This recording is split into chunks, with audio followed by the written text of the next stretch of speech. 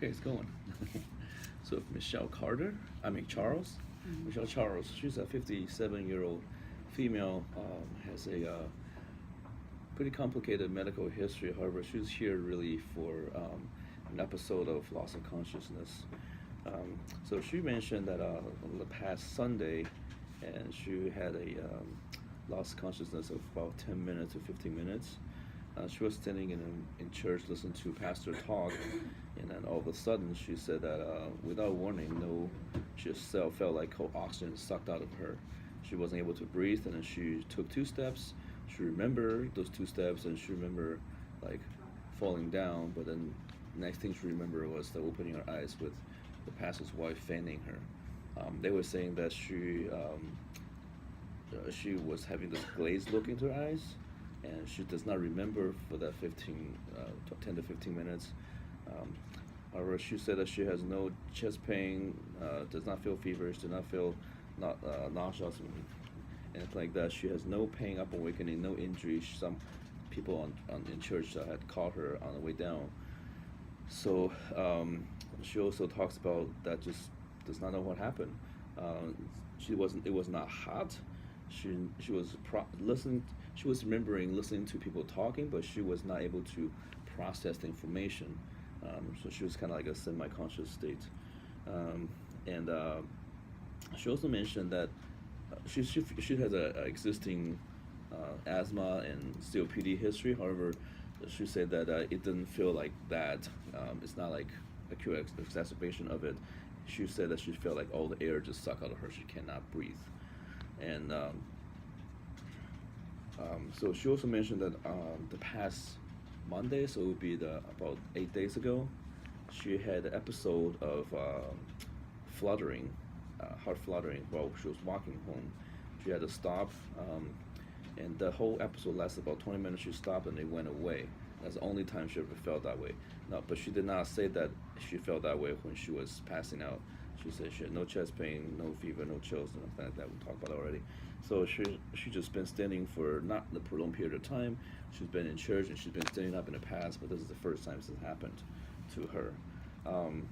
She talks about how another complaint she had was that her left knee has been swollen. She has a history of knee effusion, and it was drained last month by, I think, orthopedics, of 27 cc of fluid. Whenever she walks and she stands for a prolonged period of time, it tends to swell up and it causes some discomfort. And as I look at her, she has swollen more on the left. Also had a history of like PE and DVT and spinal stenosis, but she denies any of the symptoms that's kind of consistent with that. She doesn't feel like her knees were, weak or feeling sensation changes. So again, a viewer system, she denies kind of anything persistent, like a sequela from there. She said that was episode and it resolved after the event has happened. So right now she feels like a normal state, except for the knee having increased pain. So on the vitals, she's in the hundreds, over 110 over 76. Pulse is normal, 72. This is afebrile. She has respiration 16, and I cannot find anything really other than the knee swelling. And she's a little bit more tender on palpation on the left knee. Range of motion is intact. She has good strength everywhere. No focal deficits for me, and so for me, I think that some differential for her first problem, which is the loss of consciousness, could be orthostatic, could be cardiogenic, could be stenosis, but I didn't really hear murmurs. It could be like a heart failure issue where she has insufficient pump of the heart. And, she could be vasovagal. It could be seizure. However, she denies anything: loss of urine, loss of bowel movement, loss of tongue biting. So it sounded like a vasovagal to me, but I think I wanted to work up her a little bit because of the palpitation that just happened on Monday. So I propose that we work her up with EKG. We get some labs. We get CBC, and if she has anemia, that could possibly, happen that way too.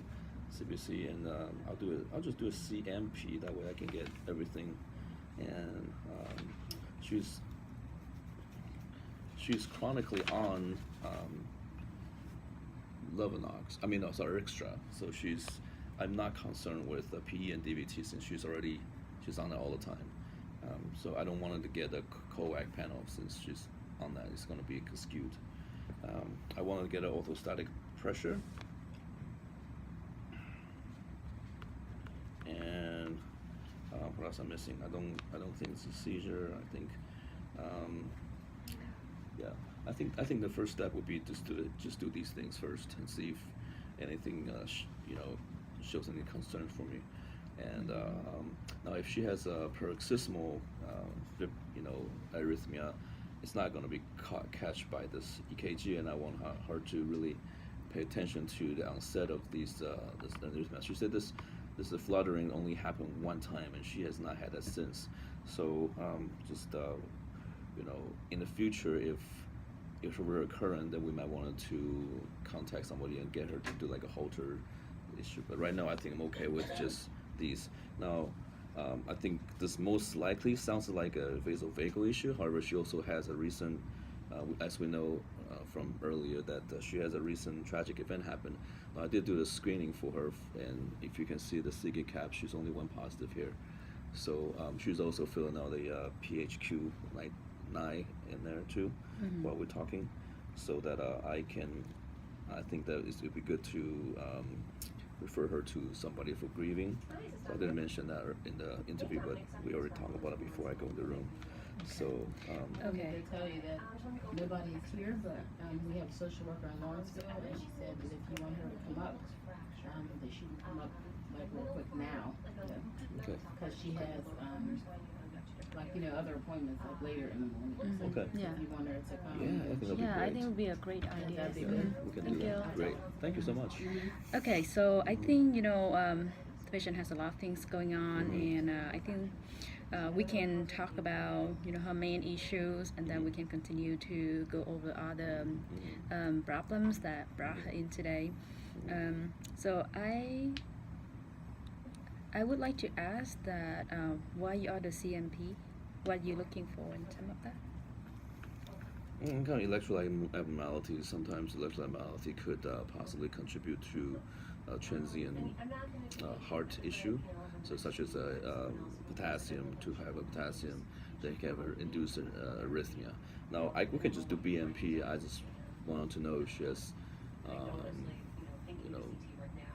I guess we can do BMP. I have no reason really to suspect liver etiology, but I just feel like it's more data.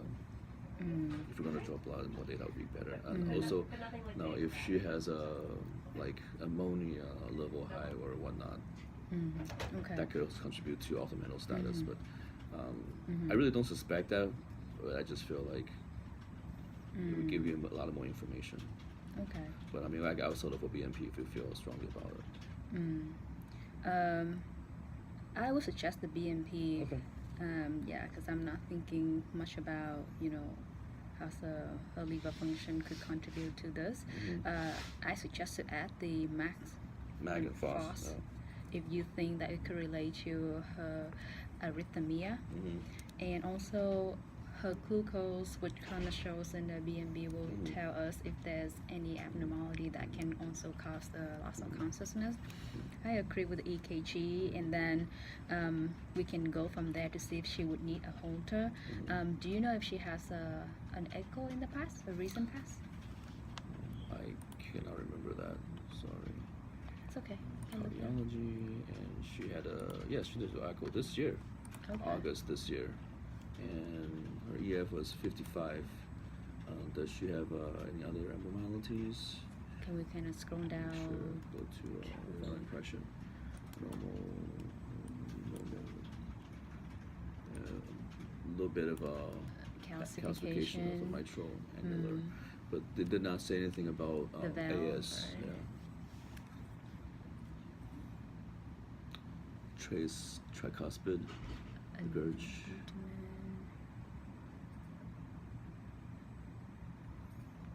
Estimated Tricuspid water valve. pressure. Look like it's normal. Mitral Yeah, valve's normal. yeah. Tricuspid valve's Okay. normal. Yeah, and you didn't hear a murmur, No. so yeah. Okay. And orthostatic blood pressures, I would agree with that. Okay. Yeah, I think you have a very thorough HMP, so that we get a lot of information. The vasovagal syncope, we can think about that, but I would agree to have her work up because of her age, and also she has chronic diseases, so we need to work up to rule out all the etiologies before we can conclude that's a vasovagal episode. And is there any wheezing in the lung exam, or you feel tight in the lungs? No, I don't feel that way. Okay. She takes Advair singular and albuterol as needed.